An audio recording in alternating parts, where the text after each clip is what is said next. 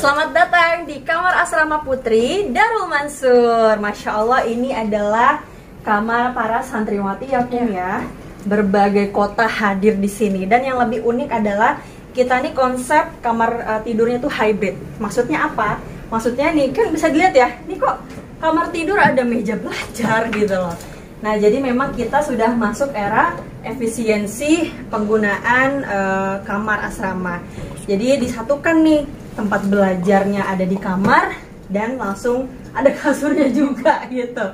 Nah ini kadang-kadang aja karena tadi konsepnya adalah flexible studying. Jadi mereka bisa belajar di mana aja karena semua spot yang ada di Darul Mansur itu nyaman dan cozy. Gitu. Nah ini satu bunk bed ada 3 kasur, sudah dilengkapi dengan lemarinya juga di situ tempat penyimpanan baju-baju santri ya. Ini sebenarnya kalau mau dites rapi apa enggak nih lemari bisa, cuman kita nggak tahu apa yang gantung gitu kan. Mendingan jangan deh ya. Alhamdulillah, tapi memang alhamdulillah nih santri-santri Darul Mansur rapi-rapi luar biasa. Itu ini jemuran nggak usah disorot ya.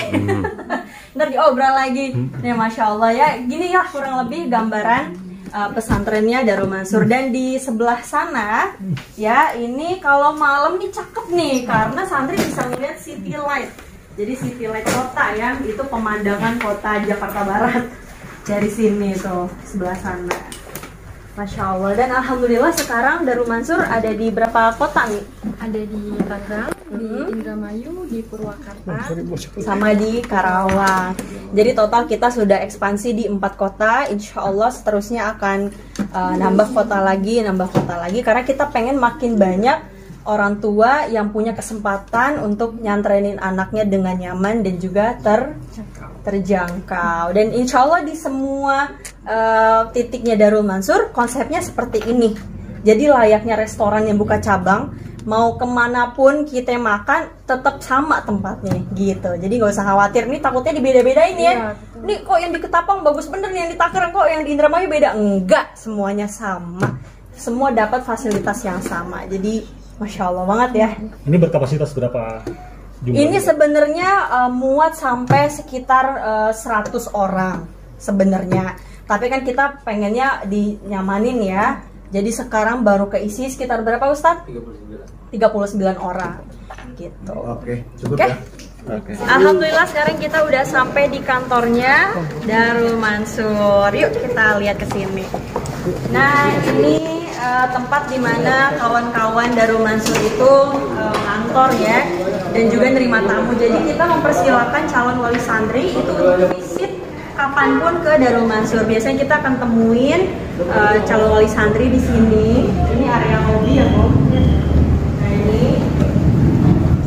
ini area lobby. Jadi nanti calon santri dan calon wali santri akan datang ke kantor Darul Mansur, kemudian duduk di sini ngobrol-ngobrol dengan perwakilan Darul Mansur seperti itu. Dan di sebelah sini ini ada tim marketing. Ini ada Ustazah Nikmah dan juga ada Ustadz Fakih. Ini beliau berdua ini adalah pasangan suami istri.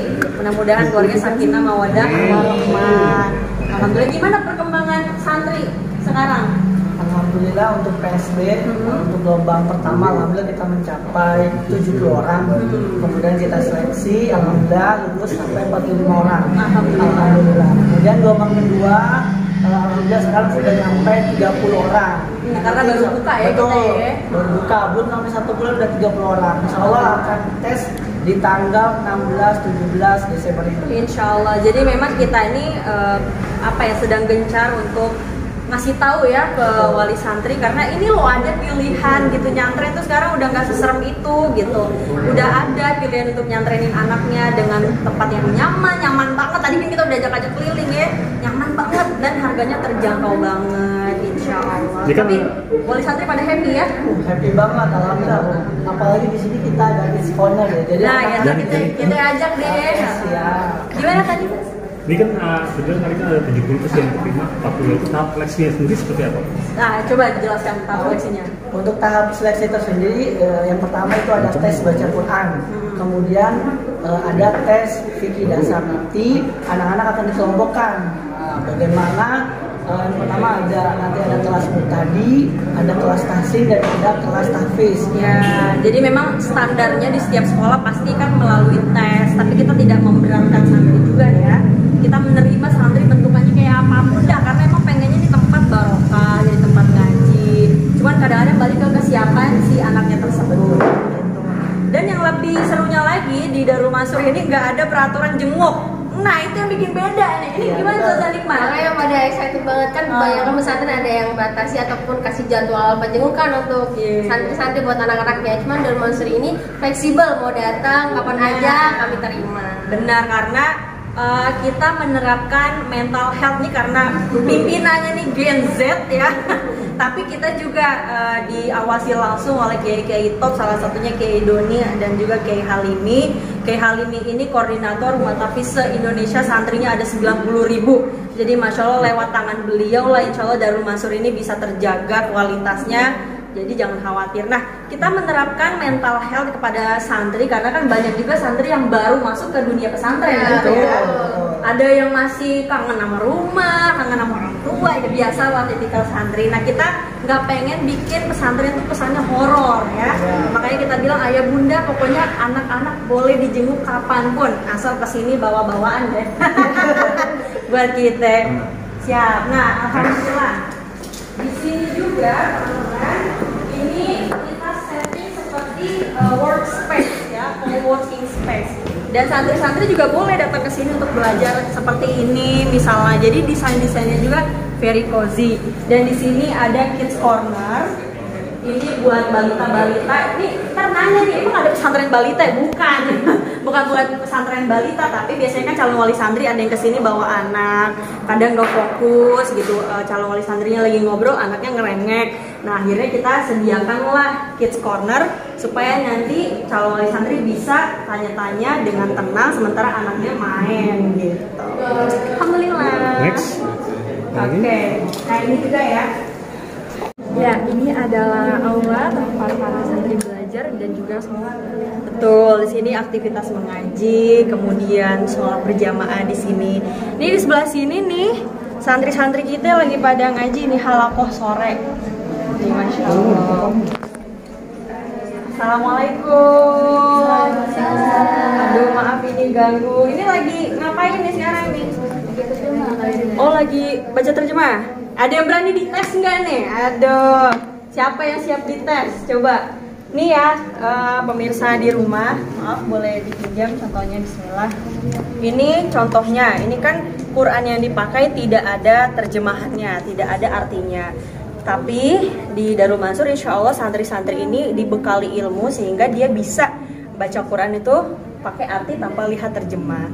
Kenapa sih harus belajar baca Quran itu pakai artinya? Karena kalau orang nggak ngerti apa yang dia baca, dia nggak bisa ngamalin, bener nggak sih? Ya kan? Coba, kamu bisa dicoba. Udah berapa bulan di sini? Udah 4 bulan. Udah 4 bulan di sini. Bisa dites? Insya Allah. Coba apa? Yang mana? Wal mursalati urfa. Oke. Kumi boleh di sini. Bener nggak nih artinya? Nih. Coba lihat. Lebar lagi ya. Oke. Bismillahirrahmanirrahim. Dengan menyebut nama Allah yang lebih maha penyayang dan maha pengasih.